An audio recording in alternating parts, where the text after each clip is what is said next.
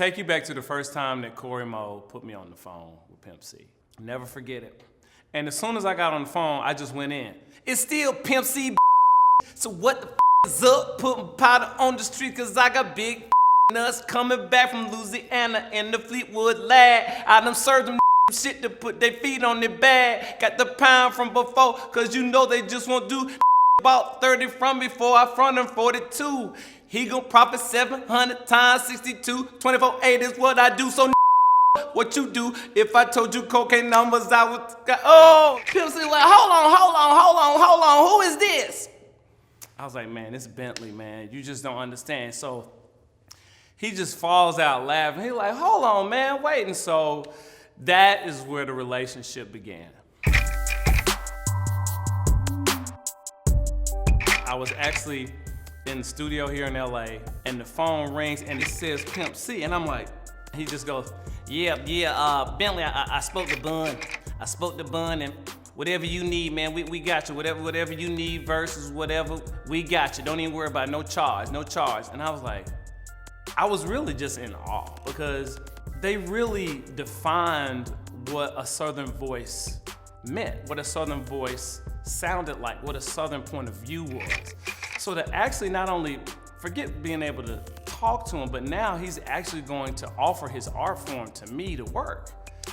I mean, it was the highest level of a compliment, period. I had this record that my brother Dion had produced. And so as soon as he stepped into the studio, he was like, ooh, what's that? He was like, that's Colors, man. He was like, turn it up. And literally, to this day, I believe it is the hardest, most significant fashion line in hip hop history on this record. The line is, he goes, you hear that noise in my closet? That's the gator trying to talk to the chinchilla, trying to touch the ostrich. Ladies and gentlemen, you will never find a harder line that deals with fashion in hip hop ever. End quote. Pimp C was not afraid to have an unpopular opinion. And so when he went up on the radio station and talked about how Atlanta is not the South, and this whole debate was when you get off the airplane, what does it say? Eastern Standard Time. And so he's breaking it down. You know, humility is an interesting thing. And I define humility as walking upright knowing God is going to do exactly what he said he's going to do. And I believe if I were to say that definition to Pimp C, he would agree with that.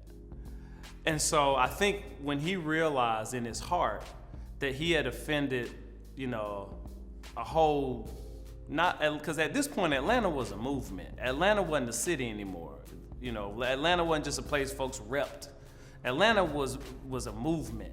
He called me, he called Outkast, I know he called T.I., he called a couple of different folks and actually apologized for saying Atlanta wasn't the South. And he's like, you know, I'm calling the folks I respect in this game. You know, I just wanted to formally apologize. And I was like, bro, you ain't, you know, you don't have to do it. He said, no, I got to do it. I called Big, I called Dre. And so he kind of went through the list because he recognized at the end, you know, what he actually was saying and how much, you know, Atlanta is the South, and also the influence that they had on all of those rappers in Atlanta, every single one of them.